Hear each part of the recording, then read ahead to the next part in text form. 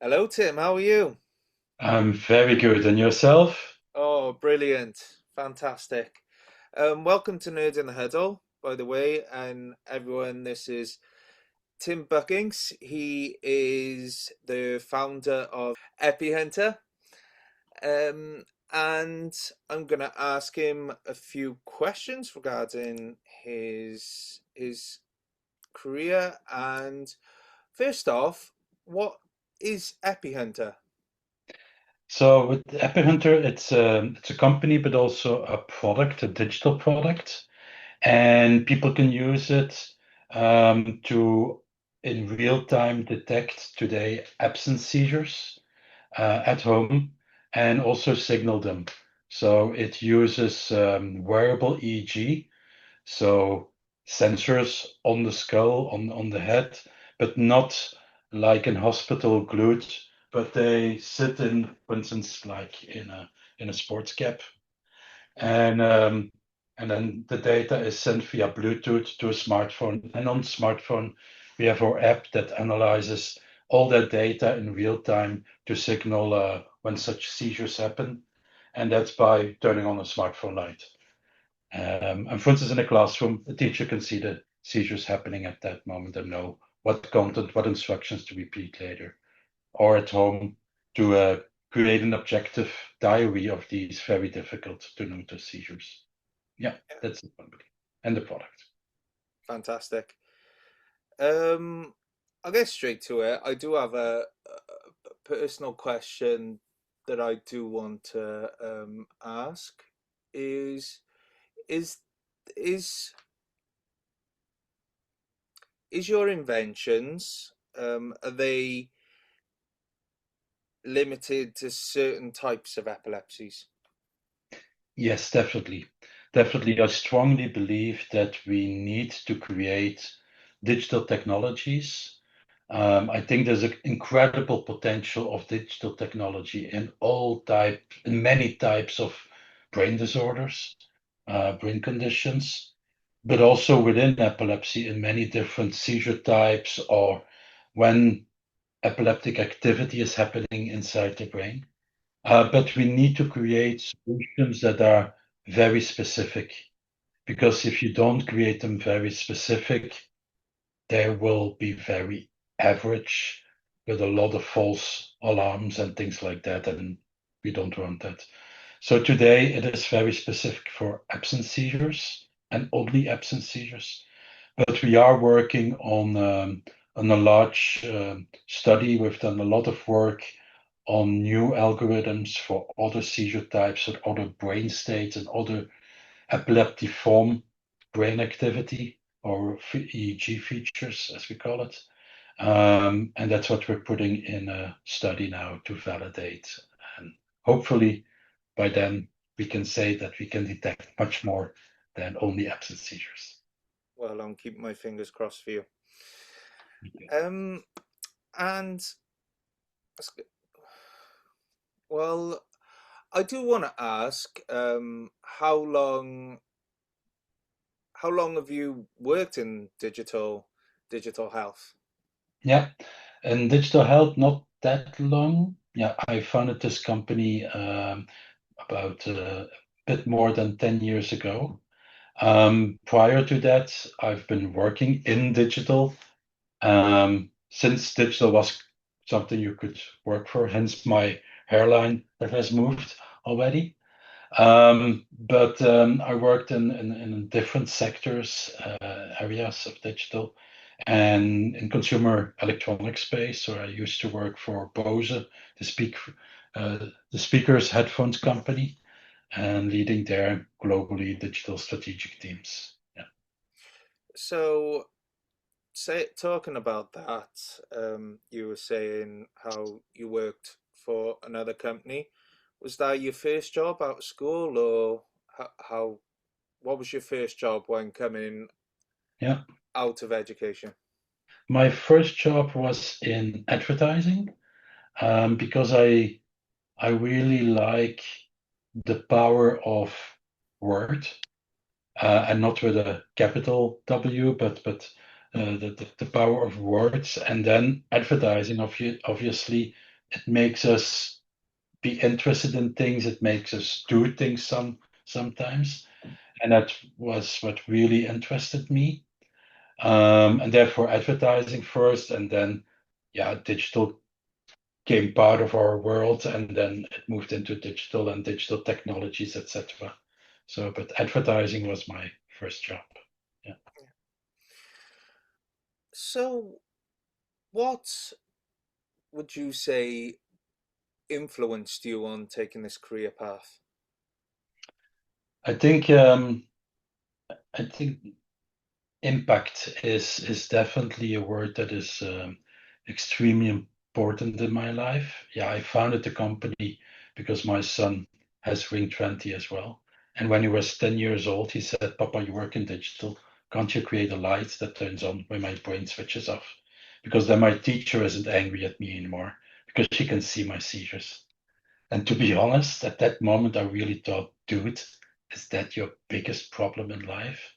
And if so, with my background in working in consumer electronics, um, working with working towards technologies that use those wearable EEG sensors, um, remembering from hospital the EEG monitor and the patterns on that monitor, I thought, yeah, this should be possible, and that obviously made me switch jobs and also finally finding something where you can really create impact. And that's fantastic. I would never imagine myself doing anything else.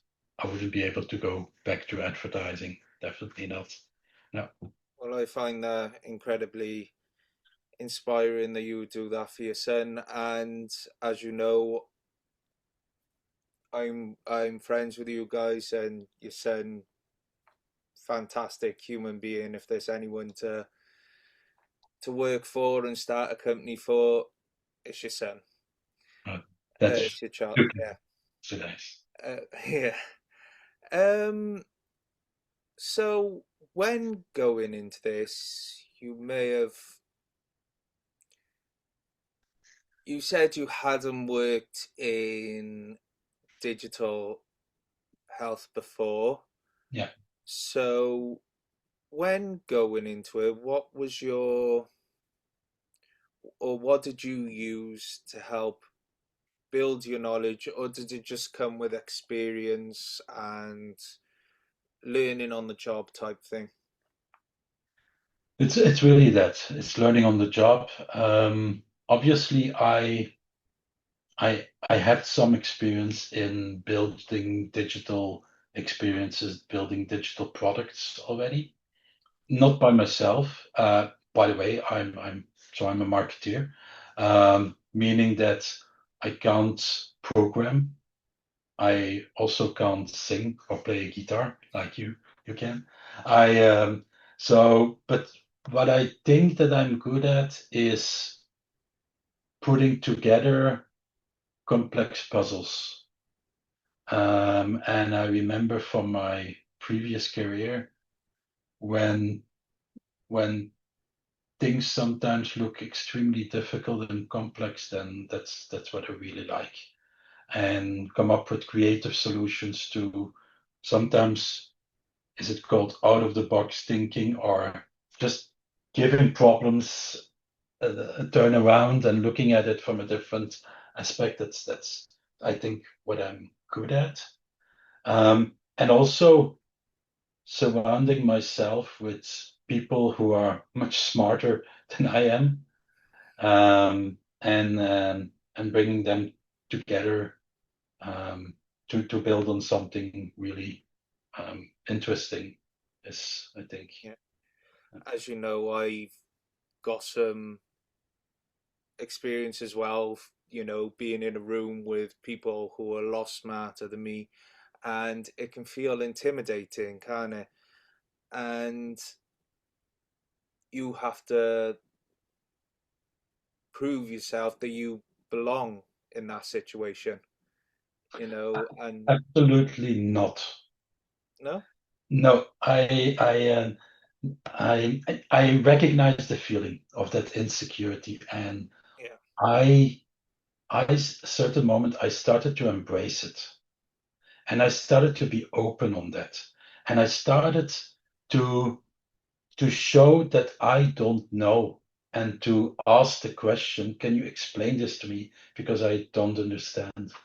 And by having people explain very complex things to you, they start to think about it as well. And they start to bring it to a level that allows both of you to rethink things sometimes.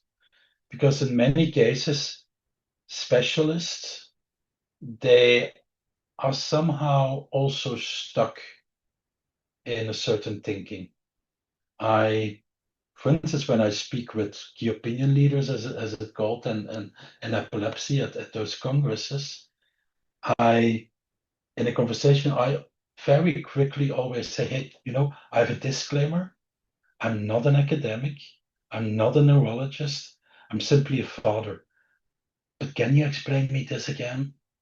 And Yeah, and at that moment, they explain it more simple in layman's terms, as it's called. And by doing that, having specialists, for instance, from neurologists, but also technology specialists, bringing them together, speaking a bit less complex, suddenly they find themselves as well because they are specialists, but in their domains. yeah, And by having them explain it outside of their domain, only then they start to communicate much stronger. So embrace it. Be the yeah, person, that spider in the web who connects them together. And it's okay to say, I have no clue what you're talking about. Please yeah. explain it. But yeah, please explain it to me. That's clearly somewhere I was going wrong earlier in my years. I definitely feel that way a bit more now, but when I was younger and I was in that situation, it was very intimidating, and I probably didn't know how to handle it. You clearly have done really well. Um, It's and age. It's age. It will come to you. It yeah, will come to you. Yeah, definitely. And of course, I've been very intimidated and insecure, feeling uncertain as well a lot. So, yeah, but with age, it will improve. I promise you, Dale. yeah. Well, going back to you did you hope what do you love most about your job? I think again that word impact, getting that email of a mother or that email of a person using a product or um, and yeah, that's why we do what we do, and that's for the whole team. That's for everybody in our team, um, and also it's incredibly cool when at those congresses um, where they sometimes speak uh, a different language that I have no clue what they're talking about. But then at a moment, having those key opinion leaders talk to you and say, you know, that's really interesting what you're doing because we could use it this way, or we could use it, or perhaps we can do this with it, etc. And that's when, yeah, that's really rewarding. And I hope that we can continue to build this company to really um, scale it and have as many people as possible access to it as well. Yeah, well, fantastic. um so a couple of questions, probably a bit more in depth. Of course, running your own company comes with some big decisions. Do you have a particular method when making such decisions? Um, yes, one of my colleagues, he has taught me in many cases to think about what is the impact of this decision, what after this decision. And that gives you a couple of things. It gives you how important is it to decide on this, and also to look beyond the decision. And for myself, always ask myself, do I have the information I need to make this decision? Do I need more information? Is there more information available? And is it that important to have more information? Because sometimes making a quick decision on very little information is more important than to wait and gather more information. Yeah. And deciding is really important in life. And and I still have to find I mean you call it find the case where making a decision to do something didn't turn out well. Right. Also in the wider life, um, doing something is always, almost always better than not doing something. Yeah, I totally agree. Um, Digital health comes, I'm assuming, of course, that it comes with a lot of challenges. Is there something about digital health that is probably a frequent problem that, if you could, what would you change? Yeah, there's a couple of things. I think there's a lot happening in digital health in that space, and it goes from remote consultations with your physician, that's digital health as well, to very complex things. Um, and one of the most important lessons is the is a quote from someone with Parkinson's disease, to whom I've spoken with in the past, and he told me we need digital technologies that make us think less about our condition, not more about the condition. Digital technologies shouldn't become a burden to a condition. They should solve something of the condition, make the impact of the condition less. And I think that's the number one thing. One of the big challenges in healthcare overall is from a regulatory perspective. It's very costly, it's very slow, and costly because of all the administration, all the processes, all the documentation that is needed to make steps. On the other hand, I also understand that that regulatory burden almost is really important as well. It's because it allows me to sleep well.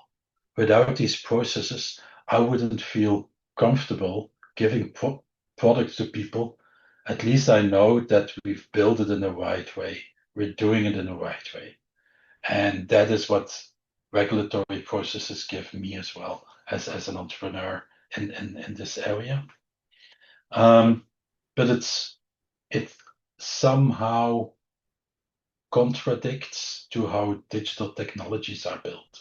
Normally, you build a piece of digital technology and you give it in the hands of your users as soon as possible, because from that moment on, you can learn how people are using it, working with it, how it performs, etc.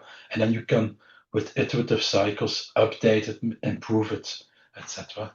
And that's because of regulatory constraints, that's a bit more difficult in digital health space. Yeah. Um, I think, yeah, those are a bit the most difficult things. Well, thank you very much for that. Um, when first learning the field of Mm. digital health, I guess, um, did you have anyone to support you or mentor you, or just just helped you get through those early stages of trying building building the company, and like you said, you were learning on the job. So was there anyone to give you advice and mentor you through those early stages? Yeah, I think in Belgium we have a very nice ecosystem of organizations that help startup companies. And there are different parties in different phases of the growth of your company. So prior to starting the company, then when you start the company, you're still very small budgets, and then you have your next funding rounds, you become a real startup, and then you become a scale-up company, etc. In all these phases, there are organizations surrounding you, and those have been really instrumental, I think, for where we are today. Um, yeah, so it's organizations. Fantastic. Um, right. If someone was to pursue a career in digital health, is there any advice you would pass on to them? Yeah, I think it's a very shall I call it? It's a difficult advice. The advice is not difficult, but acting to it is difficult. Yeah. In the beginning, I thought, oh my God, we have a great idea. We'll turn on a light with a smartphone based on wearable EEG, and we put an algorithm in the app and on the smartphone, and oh, it's such a great idea, and that will really help people, etc. So I started to write a business plan for it. I started to look at science. Is a science that supports literature? Is a scientific literature that supports this concept, this idea? Yes, I can find it. I found it. And then secondly, is technology available? Is it mature enough? Are there other people who struggle with these same challenges as our family? And that was all green light. So I thought, okay, I need to create this business plan, but I'm not going to tell anyone because ooh, they might steal my ID. Mm, That has taken a long time in my room writing that business plan and keep on writing it. And nothing happened. Nothing happened until my wife said, Tim, what is it with all these hours you're spending? Are you going to do something with it or not?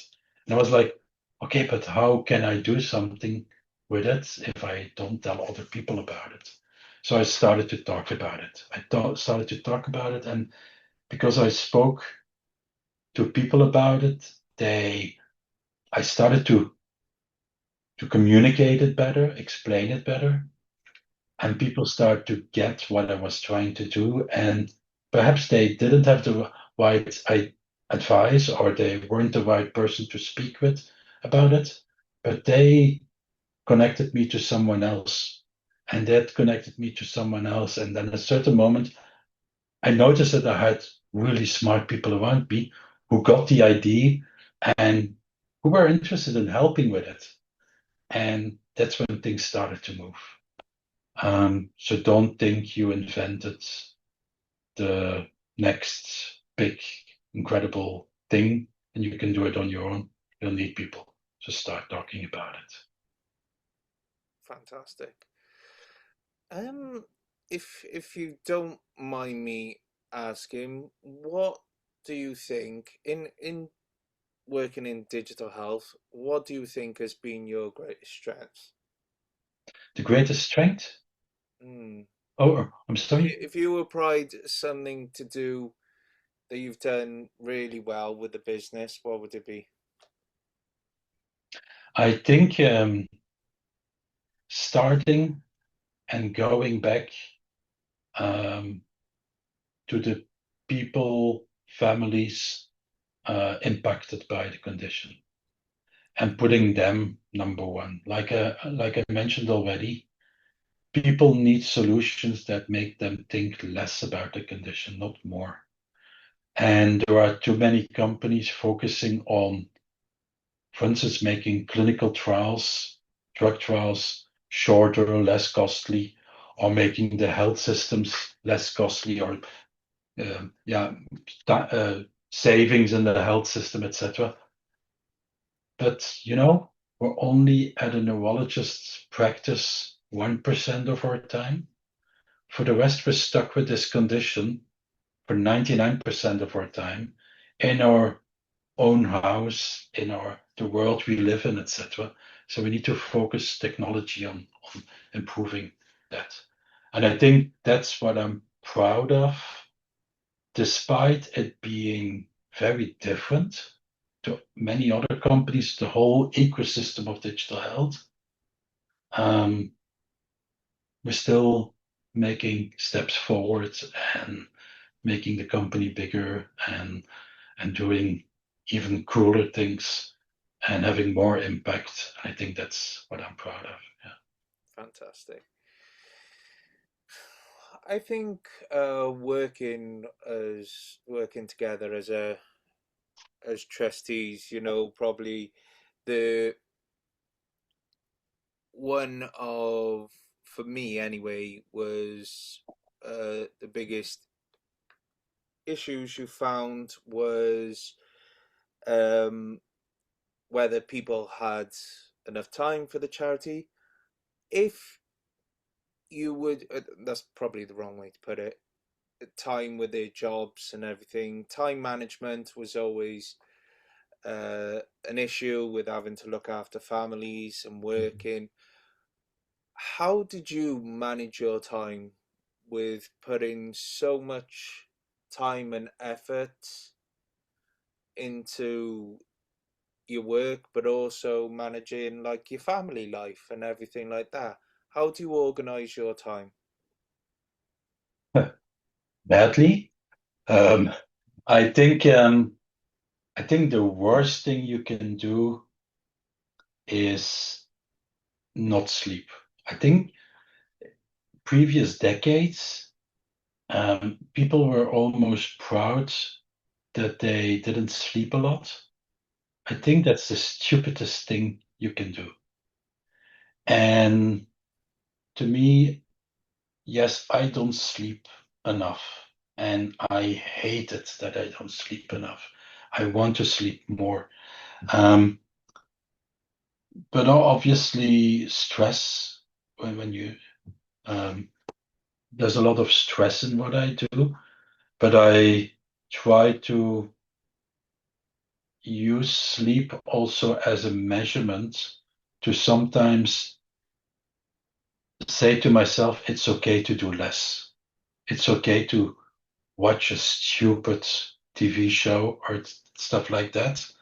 Or it's okay to scroll through Facebook for half an hour Yeah, and I don't care that I do it.